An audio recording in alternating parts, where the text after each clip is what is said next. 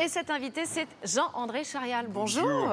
On est ravis de vous recevoir ici. Merci. On va feuilleter ensemble ce très beau livre que vous venez nous présenter aujourd'hui.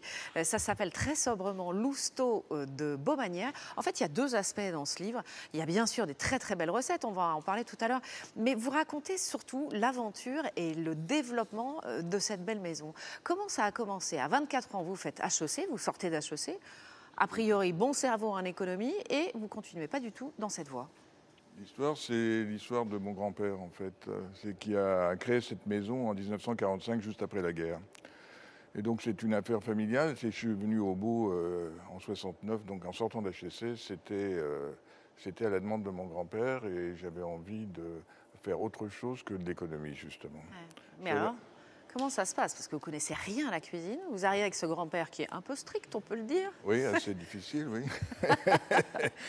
Oui, mais... Racontez, bon. parce que vous arriviez à 8h01 et le truc qu'il faisait à Ah 8h01, oui, c'est vrai, vous il deviez... faisait comme ça, oui, récemment. C'est Oui, quand oui, même... non, mais c'était à bonne école. Ouais. Ouais. Il a beaucoup travaillé, et moi je travaille toujours beaucoup aussi. Et c'était une école de la rigueur. Et la cuisine, c'est de la rigueur, avant tout. Mais c'est pas la rigueur qui vous a fait rester. J'imagine qu'à côté de la Non, rigueur, il y non, avait une belle passion, non? Une m'a belle fait, histoire ouais, familiale. ce qui m'a fait rester, c'est l'amour du lieu. D'abord, c'est un lieu extraordinaire. C'est le soleil, c'est la lumière, c'est les Alpilles, c'est un endroit exceptionnel. Et j'aime ce lieu particulièrement. Et c'est ce que j'avais en commun avec mon grand-père, c'est cet amour de cette maison. Mais il est un peu fou, votre grand-père, parce qu'il a créé un très beau restaurant dans un village, un hameau, on pourrait dire, où il y avait quoi, Pas 10 vraiment un mot, habitants, non, il y non, avait... non, non, c'est un village. Oui, il n'y avait pas grand monde à l'époque, en 1945. Ouais. Enfin, bon, aujourd'hui, il y a 450 votants. Dans le village même, il n'y a pas beaucoup de monde, mais il y a des millions de touristes. Oui, Enfin, maintenant, 900 oui. 000 au moins. Parce que vous en avez fait un aimant, en Oui, fait. Hein. oui, bon. Euh, Racontez-nous pourquoi c'est toujours aujourd'hui une histoire de famille. Parce que moi, j'ai feuilleté votre livre avec beaucoup de plaisir et on y retrouve plein de photos de famille. C'est-à-dire qu'il y a évidemment votre grand-père, puisqu'on a bien compris que c'était une transmission entre lui et vous, mais ça continue aujourd'hui encore.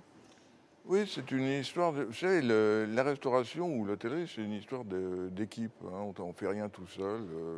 Tout seul, bon, on peut donner des impulsions, on peut imaginer, mais on a besoin d'avoir autour de nous beaucoup de monde. Et à la cuisine, ne serait-ce qu'à Baumanière, bon, on est 32 dans la cuisine. Là, vous voyez Sylvestre, le chef là, que j'ai embauché il y a maintenant 7 ans. Bon, moi, tout seul, je ne fais rien. Ah, aujourd'hui, vous employez en tout 280 personnes. Vous avez réussi, vous qui aimez tant ce coin des Alpilles, vous avez réussi à le faire revivre en fait. Oui, moi, ce qui m'intéresse, si vous voulez, c'est de faire rêver les gens. C'est un endroit, comme je vous l'ai dit, extraordinaire. Et il faut que ici, enfin ici, au beau, c'est... Malheureusement, on n'y est pas. On n'y est pas, non.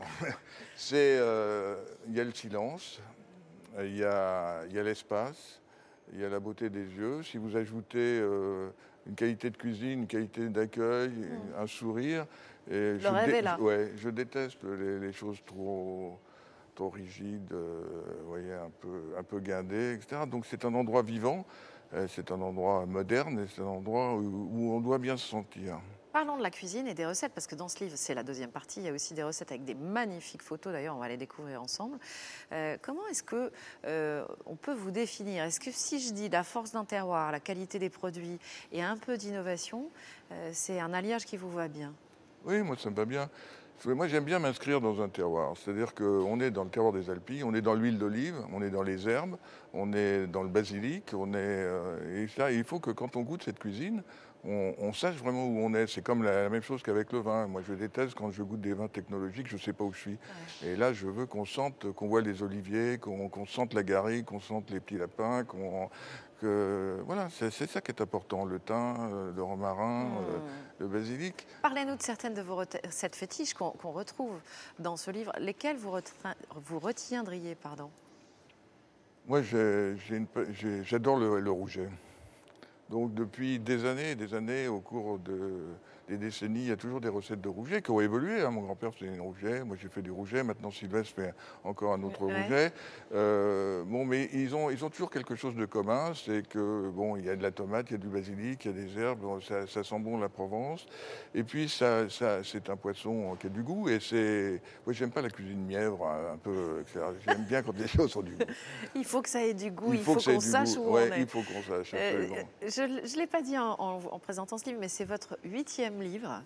Pourtant, celui-ci est un peu particulier parce qu'il raconte votre histoire, votre cuisine, mais votre histoire aussi. Oui, et puis il raconte des choses auxquelles je crois, c'est-à-dire des choses qui pour moi sont importantes sur le goût, sur la transmission du goût, sur les accords entre les plats et les vins. Parce que c'est important le vin pour moi, c'est, vous savez que je suis vigneron aussi, que je fais du vin, et je veux dire l'assemblage du vin et du plat, pour moi, c'est le fait Essentiel. que oui, c'est essentiel. Ouais. C'est ce qui C'est comme fait, un joli mariage, quoi. oui, c'est un joli mariage. Et puis, c'est ce qui nous différencie, je pense, de différentes cuisines.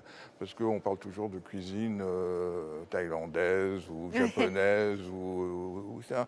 Et alors qu'en France, bon, on a quelque chose d'extraordinaire, c'est qu'on a l'accord entre le plat et le vin. Merci à vous, vraiment, Jean-André Charial. On recommande ce livre qui fait saliver rien qu'en tournant les pages. Ça s'appelle Lousteau de Baumanière. Et c'est donc votre 8e livre. Merci à vous. Merci.